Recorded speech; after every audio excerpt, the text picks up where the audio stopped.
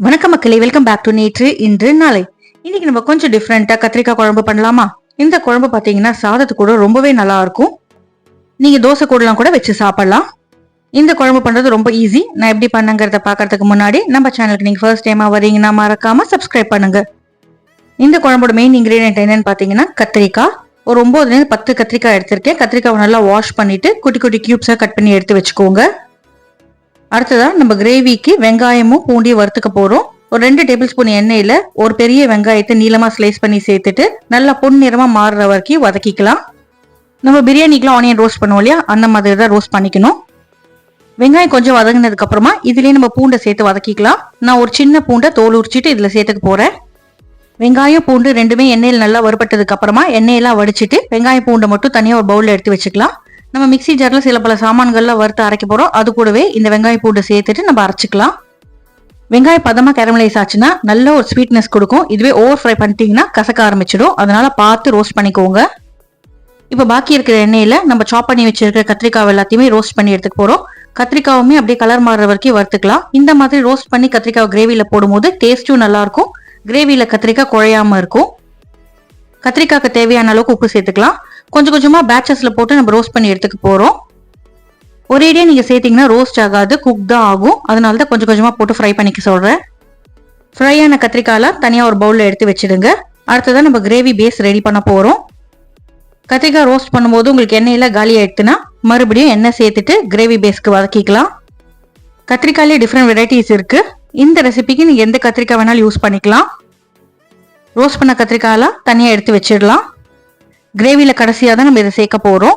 இப்போ அதே கடாயில எண்ணெய் எதுவும் சேர்க்க வேண்டாம். அந்த எண்ணெயோட பிசுபிசுப்பே நம்மளுக்கு போதும். 2 டீஸ்பூன் அளவுக்கு கடலைப்பருப்பு சேர்த்துக்கலாம். இது கூடவே 1/2 டீஸ்பூன் அளவுக்கு நான் ஜீரகம் சேர்த்துக்கிறேன். 1/4 டீஸ்பூன் சோம்பு சேர்த்துக்கலாம்.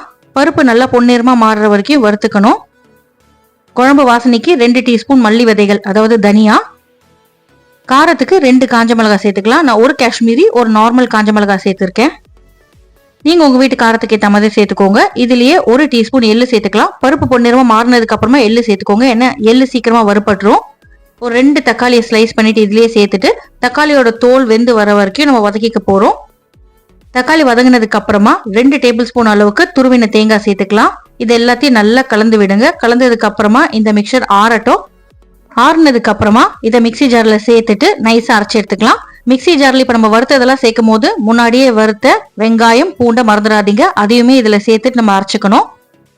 தேவையான அளவுக்கு தண்ணி சேர்த்துட்டு நைஸா அரைச்சுக்கோங்க. இதுதான் நம்மளோட குழம்பு பேஸ். இந்த குழம்புக்கு பாத்தீங்கன்னா நம்ம பருப்பு எதுவுமே வேக வச்சு சேர்க்க போறது இல்ல.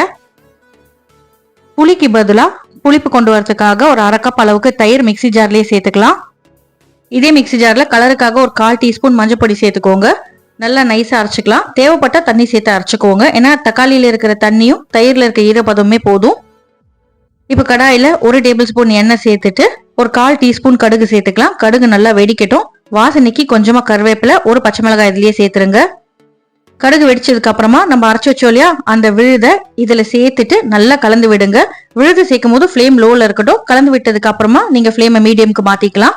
இப்ப இந்த டிஷ்ஷுக்கு தேவையான அளவுக்கு உப்பு சேர்த்துக்க போறோம். உப்பு சேர்த்துட்டு நல்லா கலந்து விட்டு பச்சை வாசனை போற வரைக்கும் கொதிக்க விடுங்க. டேஸ்டுக்காக உங்க வீட்டுல யூஸ் பண்ற சாம்பார் பொடி ஒரு 1/2 டீஸ்பூன் சேர்த்துக்கோங்க. காரமா இருக்குன்னு ஃபீல் பண்ணீங்கன்னா சாம்பார் பொடியோட அளவை நீங்க கம்மி பண்ணிக்கலாம். குழம்போட கன்சிஸ்டன்சியை நீங்க தண்ணி சேர்த்து அட்ஜஸ்ட் பண்ணிக்கோங்க. இப்ப நம்ம ஃப்ரை பண்ணி வச்சிருக்கிற இந்த கத்திரிக்காய் பீசஸ் எல்லாம் சேர்த்துட்டு நல்லா கலந்து விட்டுக்கலாம். நம்ம அரைச்ச விழுது கொதிக்க கொதிக்க திக்காயிட்டே போகும். இந்த குழம்பு பாத்தீங்கன்னா ஆற உங்களுக்கு திக்காயிட்டே போறதுனால நீங்க தண்ணி கொஞ்சம் தாராளமாவே சேர்த்துக்கோங்க. தண்ணி சேர்த்துட்டு நல்லா கொதிக்கட்டும். அப்பதான் கத்திரிக்காயிலுமே எல்லா பிளேவரும் உள்ள இறங்கும். 2-3 நிமிஷம் நல்லா கொதிக்கட்டும். கொதிச்சதுக்கு அப்புறமா ஃப்ரெஷ்ஷா சாப் பண்ண கொத்தமல்லி இலைகளை மேல தூவி விட்டுட்டு அடுப்பு ஆஃப் பண்ணிடுங்க. முடிஞ்ச அளவுக்கு சூடா சர்வ் பண்ணுங்க. சூடான சாதத்துல பிசைஞ்சு சாப்பிடும் போது அவ்வளவு சூப்பரா இருக்குங்க. இந்த கத்திரிக்காய் தயிர் குழம்பு உங்களுக்கு பிடிச்சிருக்கும்னு நினைக்கிறேன். உங்க வீட்டுல ட்ரை பண்ணி பார்த்துட்டு எப்படி வந்ததுங்கிறத எனக்கு மறக்காம கமெண்ட்ஸ்ல சொல்லுங்க. நம்ம சேனலுக்கு நீங்க ஃபர்ஸ்ட் டைமா வரீங்கன்னா லைக் பண்ணுங்க, ஷேர் பண்ணுங்க, சப்ஸ்கிரைப் பண்ணுங்க. தேங்க்ஸ் ஃபார் வாட்சிங். Have a great day.